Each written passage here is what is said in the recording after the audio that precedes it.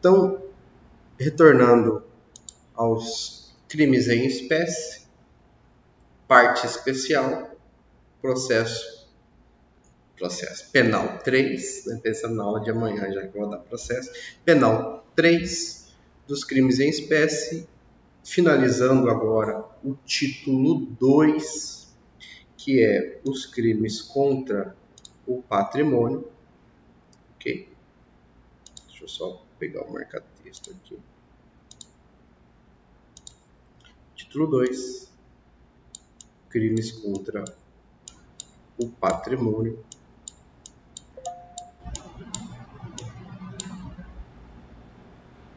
Título, vou ter aqui, professor. E aí, chegamos aqui até o artigo 175 com a fraude no comércio. A fraude no comércio do artigo 175 tem o texto bem assim: enganar no exercício da atividade comercial o adquirente ou o consumidor. Veja que aqui é um dos artigos aonde o Celso Russomano e essa galera aí, né, de patrulha do consumidor, adora fazer as leituras e adora fazer intervenção com esses artigos. Claro que nós temos lá a lei do consumidor, o Estatuto do Consumidor, que fala sobre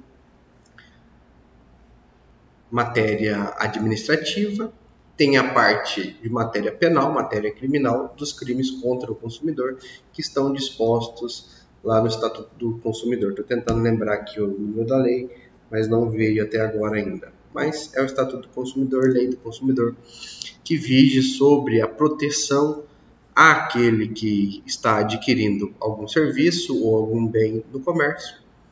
Comércio aí, tanto indústria quanto uma empresa, uma porta de loja aberta ou qualquer tipo de relacionamento digital, como hoje em dia nós temos, principalmente aí com o advento da pandemia, né, o comércio eletrônico, o comércio digital aumentou muito, então sim, é transmitido para essas plataformas também. Estamos ainda falando dos crimes de fraude, assim como o estelionato lá do artigo 171, só que aqui em um ambiente específico, com uma relação de atividade comercial.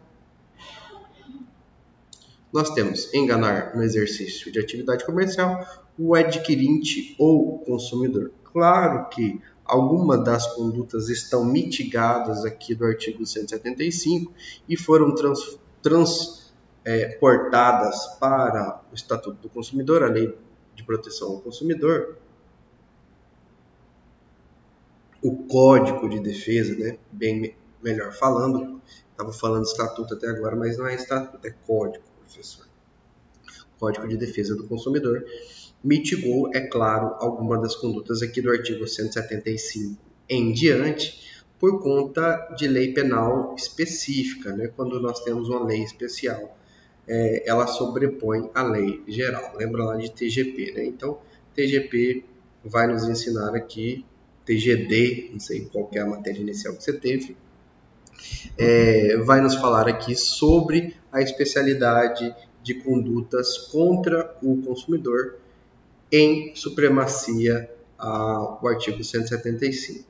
Quais são as condutas que ferem, as condutas de antijuridicidade aqui do artigo 175? Inciso 1. Vendendo como verdadeira ou perfeita mercadoria falsificada ou deteriorada. 2. Entregando uma mercadoria por outra. Pena de detenção de 6 meses a 2 anos ou multa. Possibilidade da suspensão condicional do processo, transação penal, juizado especial, conversão da pena restritiva de liberdade por pena restritiva de direitos ou até mesmo aplicação tão somente de multa. Os institutos desencarceradores são atuantes aqui, fortíssimos, para que não haja uma condenação de pena restritiva de liberdade. O parágrafo 1º nos diz ainda: quem alterar em obra que lhe é encomendada a qualidade ou peso de metal, os ourives, né? Ou substituir, no mesmo caso, pedra verdadeira por falsa ou por outra de menor valor, vender pedra falsa por verdadeira, vender como precioso metal de ou outra qualidade. Aqui a pena é um pouquinho maior, de 1 a 5 anos. Não vai caber a transação penal, mas cabe a não persecução penal, que é o mesmo instituto, só troca de competência. Aqui, por termos uma pena superior a 2 anos, nós vamos para a justiça comum ao invés da justiça especial. Você está acostumado com o artigo 77 para a transação penal, lá da Lei 9.099 de 95, a Lei do GCRIM.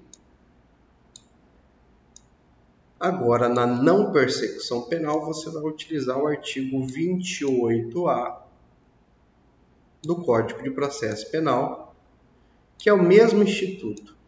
O que é o instituto da não persecução penal e da transação penal? É um acordo entre o réu e o Ministério Público para que não tenhamos a marcha processual, para que não tenhamos o prosseguimento do processo penal. Ou houve ou não haverá a denúncia, e se houve a denúncia, e se nós já temos um processo instaurado, uma ação judicial propriamente dita, de forma genérica, e aí o Ministério Público vai desistir por conta de haver um acordo entre o réu e o Ministério Público, ok? Aqui, então, caberá a suspensão condicional do processo por conta da pena mínima, de acordo com o artigo 89 ainda da Lei do GCRIM, e a não persecução penal, de acordo com o artigo 28A do CPP. Aqui no parágrafo 2º nós estamos falando dos mesmos dispositivos lá do artigo 155, parágrafo 2º, que é o furto privilegiado. O furto é quando nós tivermos uma primariedade do agente e a coisa de pequeno valor. Claro que, lembrando, coisa de pequeno valor é não superior a um salário mínimo, que na data de hoje, 3/11 já, né? 3/11, acabando o ano de 2020, estamos aí no patamar de R$1.000 e R$1.050. Tudo bem? Diferente, é óbvio, do instituto, do princípio do... Eu ia falar furto de bagatela, mas não é furto de bagatela. É princípio da insignificância e da bagatela. Há uma discussão que a Lei 8.072/90, Código de Consumidor, e a Lei 8.137, Crimes contra a Ordem Tributária, teria derrogado o artigo 175. Eis que ambas as leis são posteriores e trazem dispositivos semelhantes ao artigo 175. Contudo, a posição mais acertada é de que não houve a revogação tácita, eis que as referidas leis não regulam inteiramente a mesma matéria, de modo que, no caso concreto, teremos que analisar a situação e resolvê-las como conflitos aparentes de normas. Ou seja, no frigir dos ovos, deve haver análise caso a caso para entender se naquela conduta aplica-se melhor o Código do Consumidor ou os crimes contra a ordem tributária ou o artigo 175. Então, ele não está revogado, ademais de que se encontra mitigado. Sujeito ativo, somente que exerce atividade comercial. Então, temos um crime próprio. Crimes anteriores, nós vimos que não há necessidade de um estabelecimento comercial, os estabelecimentos clandestinos e caseiros, domésticos, também poderiam ser sujeitos ativos. Aqui, especificamente, nós precisamos de um comerciante. Porém, observação, pode, inclusive, ser um comerciante informal, ou seja, que não tenha empresa ou estabelecimento comercial, aberturas de excepcionalidade para a conduta do comerciante informal, ok? Excepcionalidade da jurisprudência e doutrina comporta também a informalidade. Regra geral, crime próprio. Exceção comporta a informalidade também. A divergência quanto à possibilidade de não ser comerciante, pois, segundo Magalhães Noronha, ao se referir, né? Esse R aqui não era para estar aqui, vou tirar. Ao se referir à vítima, o legislador utilizou as expressões adquirente ou consumidor, denotando que no primeiro caso não se tratar de consumidor, portanto, o sujeito ativo poderia ser fornecedor, comerciante. Rogério Sanches também defende esta mesma posição. O sujeito ativo, qualquer pessoa, desde que determinada, não havendo possibilidade de um sujeito passivo difuso, coletivo, como nós temos no caso dos crimes contra a fé pública, os crimes contra a ordem tributária. Professor. Sim. Professor. Sim. Seu microfone está falhando, está cortando muito. Pera aí, deixa eu ver. Não sei se é só para mim. Deixa eu verificar isso. Karina, tá para você também? Não, para mim não. E aí? Oxi. Tá só para o Márcio ou para todos? Eu te escuto perfeitamente. Não, então deve ser eu aqui, gente. Eu vou desconectar o meu e conectar de novo. Tá ok. Quando você tenta aí... Obrigado, professor. Eu vou esperar você uns 20 segundos aqui, Márcio. Tenta de novo aí. Já arrumei. Foi falha minha, gente. Depois a gente pendura você de cabeça para baixo, Márcio. Pode ser? Brincadeira, Márcio. Tá bom. Posso continuar? Eu sei. Posso continuar, queridão? Então vamos lá. Deixa eu voltar aqui. Então, Márcio, só remontando aqui então, que talvez tenha cortado para você aí, para você não ficar no prejuízo. Nesse slide eu estou falando dos sujeitos, sujeito ativo. Em regra geral é próprio e a exceção comporta a informalidade de acordo com posicionamento doutrinário divergente à doutrina majoritária, que entende ser tão somente crime próprio, porém a doutrina considerando ser também impróprio. Já o sujeito passivo é um sujeito comum, qualquer pessoa, porém destoando lá dos crimes contra a ordem tributária, que são crimes difusos quando nós falamos do sujeito passivo. O que é difuso? Não tem uma vítima em específico. É claro que nós temos a Caixa Econômica Federal, o Banco Central, algumas entidades como sujeito passivo primário, mas o secundário também é a ordem difusa, porque quando você frauda a Receita Federal, quando você frauda a Caixa Econômica Federal, além de estar prejudicando a Caixa Federal, a administração pública, dinheiro público, dinheiro federal, dinheiro da União, né, do Estado, foi fraudado, foi prejudicado, então temos uma extensão da coletividade difusa da sociedade, ok? Bom, o intercrimes se dá com a consumação ou a entrega da coisa, chamada tradição. O dolo é a regra geral e imprevista a culpa. Tudo bem?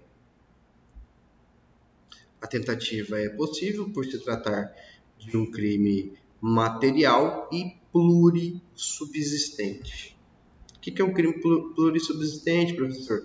Que pode ser cindido os seus momentos, vários momentos existentes para a consumação. Veja que nós estamos falando de exaurimento. Exaurimento é esgotar todas as possibilidades de efeito daquele crime. Diferente de consumação, que é a eclosão da vontade do agente.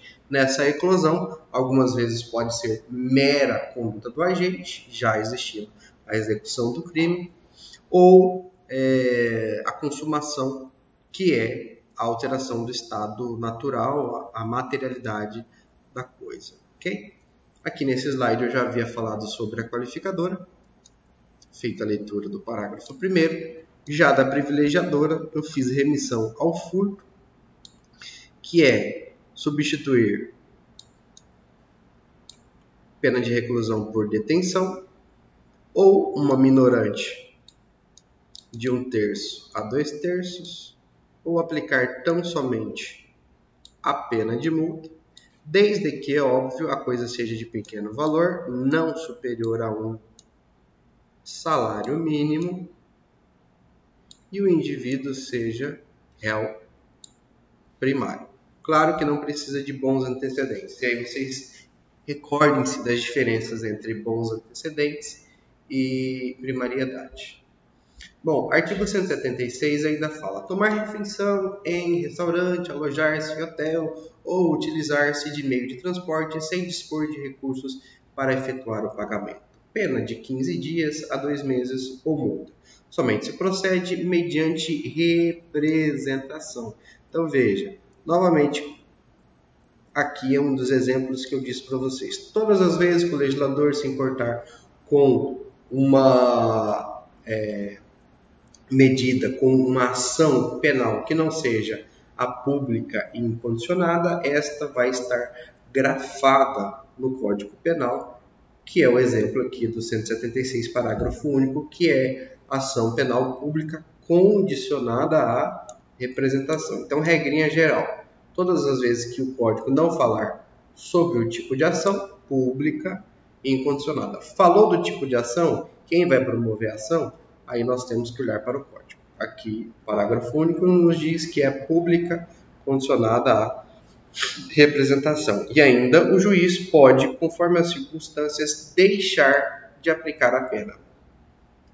Claro que nós temos aqui o princípio da insignificância da bagatela, do furto famélico, atuando no artigo 176, que é aquele indivíduo que comeu e não tem condições de pagar, foi a um hotel e não tem condições de pagar. Aqui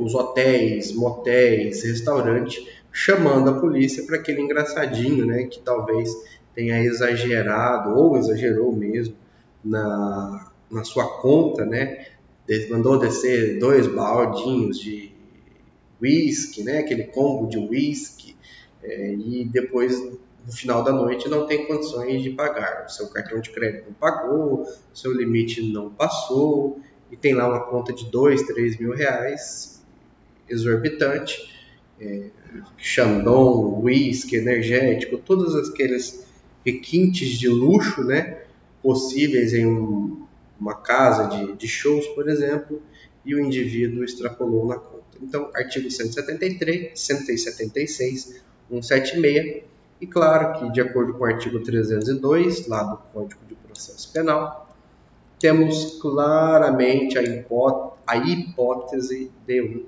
flagrante.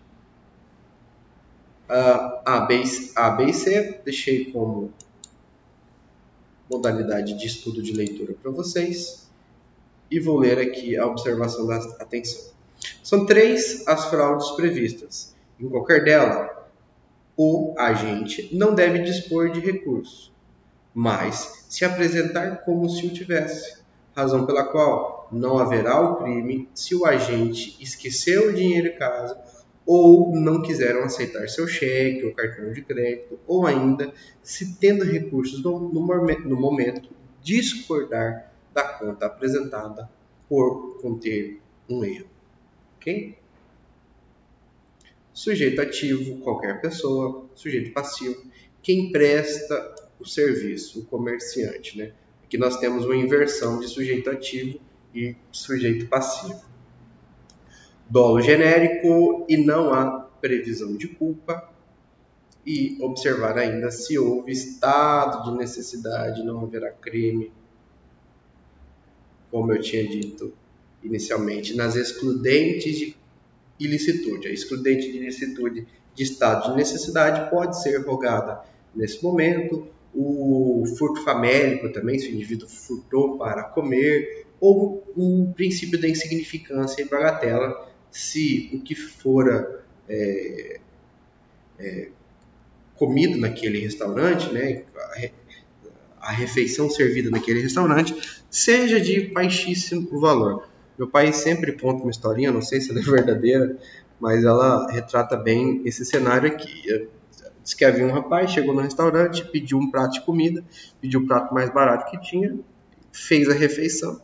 Depois de saciado, perguntou para o dono do estabelecimento se ele poderia pagar de alguma forma, varrendo, lavando louças ou fazendo alguma coisa para pagar aquela refeição, né? Aí meu pai disse que o cara liberou a pessoa por entender que ela estava ali tão somente com fome. Então, poderia se enquadrar num 7,6? Sim, poderia se enquadrar, mas os institutos despenalizadores, descriminantes, podem ser consideradas aqui num 7,6 quando fala de refeição, tudo bem? Claro que no motel é difícil, né? O cara foi no motel, mandou trazer tudo que tinha direito, óbvio que esses institutos estarão afastados. A consumação se dá na efetiva tomada de alojamento ou utilização. Segundo vários autores, havendo falsificação de bilhete de passagem, o crime seria o de estelionato ou falsidade. E o caso de transporte clandestino seria estelionato. Tentativa é possível, mais uma vez, por ser um crime material e plurissubsistente. Parágrafo único, temos aqui o perdão judicial, que é a extinção da punibilidade, de acordo com o artigo 107, inciso 9. Fraudes e abusos na fundação ou administração de sociedades por ações, né? Tô igual cuiabano hoje, né? Falando ação, né? Ações, né? Esse meu péssimo cuiabano, né? Esse meu péssimo sotaque cuiabanês. Artigo 177 diz: promover a fundação de sociedade por ações, fazendo em prospecto ou comunicação ao público ou à Assembleia afirmação falsa sobre a constituição da sociedade, ocultando-lhe fraudulentamente fato a ele relativo. Incorrem ainda nas mesmas penas quem, se o fato não constitui crime contra a economia popular, o diretor ou gerente ou fiscal de sociedade por ações, que, em prospecto, relatório, parecer, balanço ou comunicação ao público ou à Assembleia, faz afirmação falsa de condições econômicas da sociedade, oculta fraudulentamente, no todo ou em parte, fato relativo a elas. Fraude no comércio, fraude na sociedade por ações, né?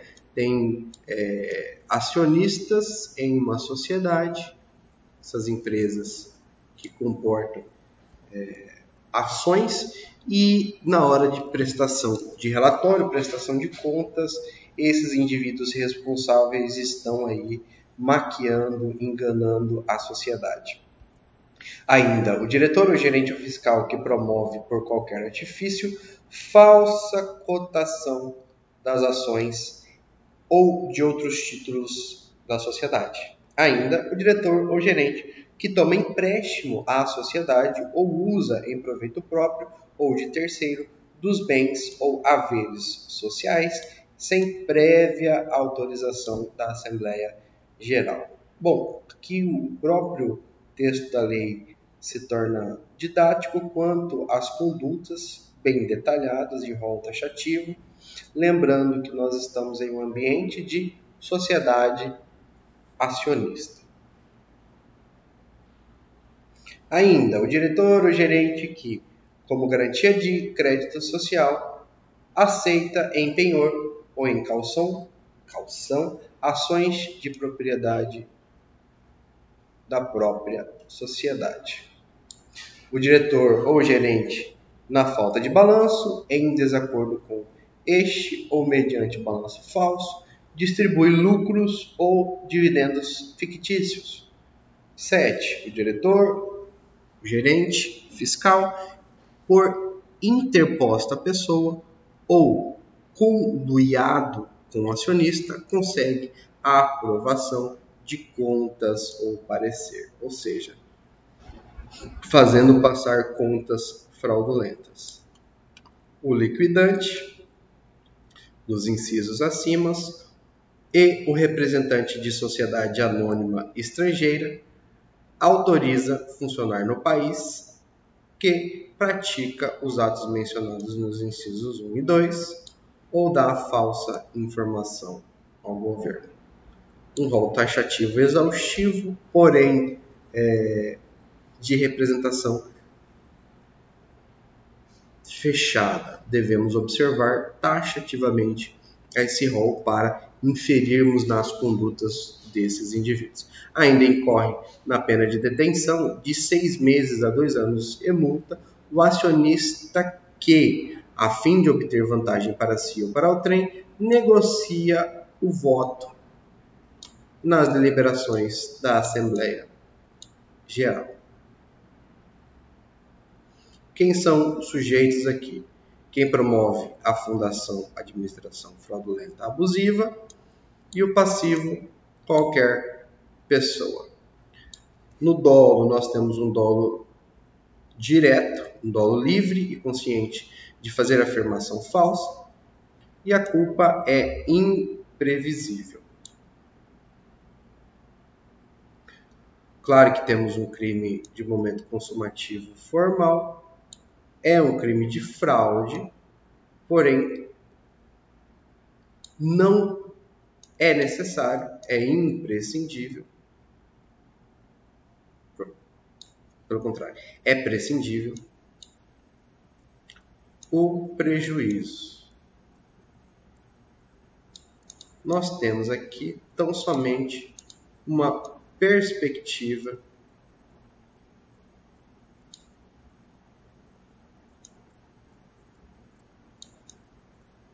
desse prejuízo. Por isso que ele é formal. A tentativa é até possível, apesar de extremamente difícil no caso concreto, pois a formalidade impede a tentativa. A tentativa em crimes materiais ela é totalmente perfeita. Eu preciso de uma alteração do estado das coisas. Porém, no formal, ela fica um pouco mais difícil. Bom, aqui nós estamos falando do comércio de warrant. Vocês vão ter aí direito cambiário. E aí, na hora que vocês tiverem tendo contato com os objetos, com as formas de relacionamento financeiro, lá em direito tributário ou cambial, que acredito que vocês vão ter com a professora Liamar ou com o professor Eduardo, e ele vai explicar melhor para você o que seja estas formas de relacionamento financeiro. Porém, aqui, quem emitir conhecimento ou depósito warrant em desacordo com o disposto legal, incorrerá na pena de 1 a 4 anos. Warrant é uma palavra inglesa que significa fiança ou garantia. Garantia do quê? De um relacionamento econômico ou financeiro. São 2 títulos de crédito emitidos ao mesmo tempo pelos armazéns gerais, mas com finalidades diferentes. O endosso, o que é o endosso? assinar, dar fé, apostar a sua assinatura em um documento para dar validade econômica para aquele documento. De depósito, transfere a propriedade da mercadoria depositada.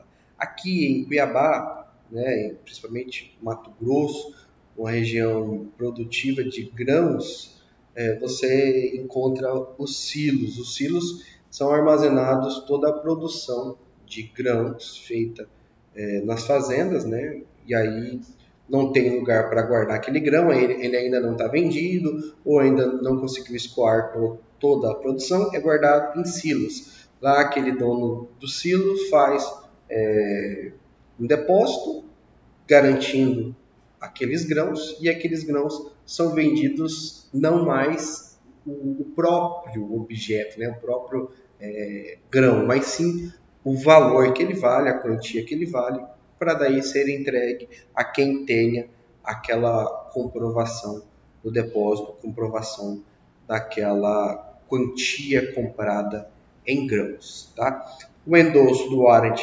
significa que a mesma foi dada em garantia de um empréstimo ou de alguma obrigação. Assim, quem possui ambos os títulos tem a plena propriedade da mercadoria em depósito no armazém geral emitente. Normalmente, esses empréstimos aqui são tomados em banco por produtores rurais que tomam empréstimo, deixam consignados mercadorias, deixam consignados máquinas colheitadeiras ou de produção, carregadeiras, enfim, máquinas, implementos agrícolas e a própria mercadoria são objetos para negociação com o banco quando nós falamos de produtor rural. Então, você que tem um contato aí com produção rural sabe mais ou menos do que eu estou falando. Inclusive, aí no Nortão, as negociações são feitas, né, em sacas de soja, sacas de milho, de arroz, algodão, acabam sendo mercadorias de troca, e essas empresas aí de venda de carro, por exemplo, de caminhonete, já estão mais ou menos acostumadas com essas siglas e com esses valores aí, diferente de nós aqui que sabemos tão somente de dinheiro e às vezes talvez de um financiamento, ok?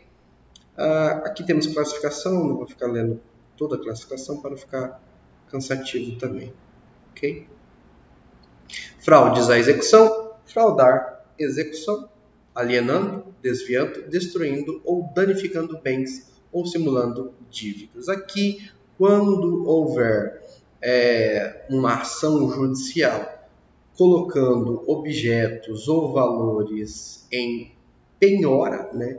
Aqueles objetos estão penhorados, estão embargados por conta de uma decisão judicial, e aquele que inovar nesta execução, veja que penhora é diferente de penhor, né? Penhor, eu coloco um bem específico, coloco um objeto específico, tenho lá um relógio, um Tag Heuer, né? Tenho lá um Rolex que vale a 200 mil, aí eu quero pegar um dinheiro emprestado no banco e coloco esse relógio em penhor. Ok, aquele objeto é a garantia, e se eu não solver com o empréstimo, ele vai servir como garantia para a solvência e quitação desse meu débito. Diferente da penhora, que é uma determinação judicial indistinta de valores que eu tenha, objetos que eu tenha no meu nome para saldar com uma dívida judicial que eu tenha agora. E aí o artigo 179,